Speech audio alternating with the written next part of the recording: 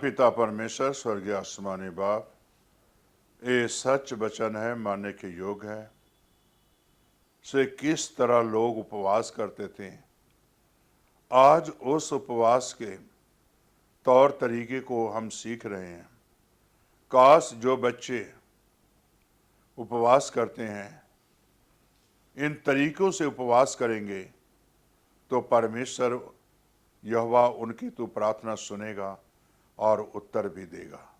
ये प्रार्थना यीशु के नाम से मांगता हूँ, आमीन। मेरे प्यारे भाई और बहनों, आपके सामने धर्मशास्त्र पुस्तक से पढ़ूंगा, पहला शमूएल 31:13। यहाँ लिखा हुआ है कि जो है साउल के पुत्र की मृत्यु में जो है किस तरह जो है दाऊद उपवास करता है और किस तरह जो है परमेश्वर के भवन में वो जाता भी है और किस तरह जो है उसने जो है उपवास करता है। यहाँ इस तरह लिखा है, साउल के मृत्यु के फिलिस्तीनियों के हाथ में जो है छुड़ाना, तब उन्होंने उनकी हड्डियों को लेकर याबीस के झाऊ के पेड़ के नीचे गाड़ दी और 7 दिन तक उपवास किया। साउल के पुत्र के लिए 7 दिन तक उपवास किया गया। मेरे प्यारे भाई और बहनों, यहां अगर आप देखें, याबेश गिलाद के लोग जो है साउल के पुत्र के लिए जो है उपवास किए, डेथ। और जो है जब डेथ हुआ साउल के पुत्र, तो सभी लोग वहां 7 दिन के लिए उपवास किए और 7 दिन उपवास करते रहे। मेरे प्यारे भाई बहनों, आज अगर देखिए और पुराने समय में अगर देखें तो किसी के घर में अगर डेथ होता था तो जब तक जनाजा नहीं होता था तब तक लोग खाना नहीं खाते थे। लेकिन आज क्या है, 1 मिनट लोग उपवास करने के लिए तैयार ही नहीं होते हैं। हमें और आपको जो है वचन के मुताबिक उपवास भी करना जरूरी है। और जब उपवास करोगे तो परमेश्वर आपको आशीष बरकत देगा, और वो आज भी बरकत देने वाला परमेश्वर है। तो इसलिए मैं इतना ही बताना चाहता हूं कि से आज आपको जो है जब साउल के पुत्र डेथ हुआ तो मेरे प्यारे भाई बहनों, ओ भाई बहन सब उपवास किए। तो आज मेरे प्यारे भाई बहनों, हमें और आपको उपवास करने की जरूरत है ऐसे समय पर।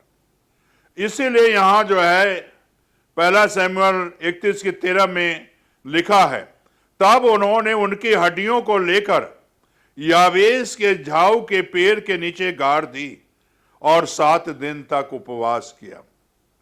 मेरे प्यारे भाई और बहनों, साउल के पुत्र के लिए उपवास किया गया।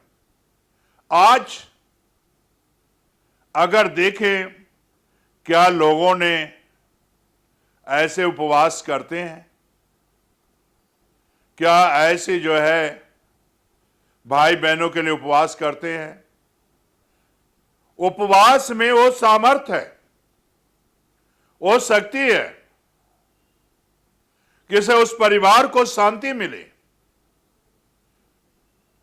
और जो चले गए हैं उन्हें परमेश्वर जो है वो उपवास का फल दे।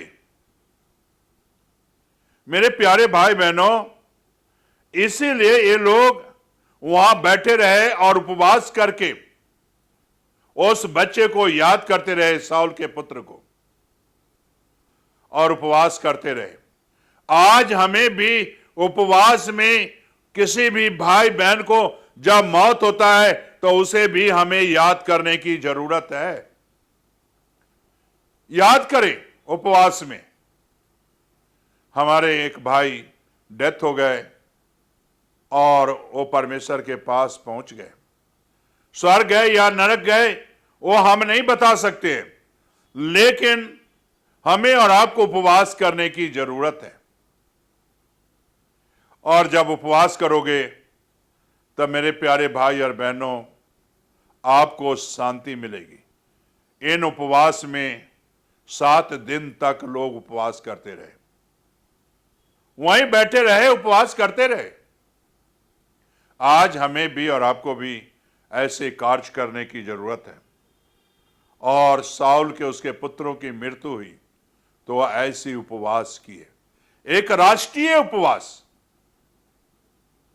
एक देश के जो है राजा भी मारा गया और उसके पुत्र भी मारे गए।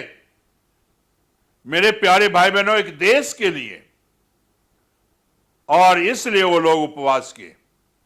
आज एक राष्ट्रीय उपवास भी है और इस उपवास हमें और आपको करना चाहिए, क्योंकि हम सब परमेश्वर के लोग हैं, परमेश्वर के बेटे और बेटियां हैं। इसलिए ऐसे उपवास करना जरूरी है। क्या आप ऐसे उपवास कर रहे हो? क्या अपने लिए ही कर रहे हो? मेरे प्यारे भाई बहनों, ऐसे उपवास करें ताकि परमेश्वर आपको आशीष दे। आइए दुआ करें। स्वर्गीय आसमानी बाप, ये सच वचन है, मानने के योग्य वचन है। जब साउल के उसके पुत्रों की मृत्यु हुई, उनकी हड्डियों को खुदाबंद जब गाड़ा गया और 7 दिन तक लोगों ने उपवास किया, खुदाबंद आज ऐसे ही उपवास की जरूरतें हैं, एक राष्ट्रीय उपवास की जरूरतें हैं, ताकि तेरे नाम की महिमा मिले। ये प्रार्थना यीशु के नाम से मांगते हैं,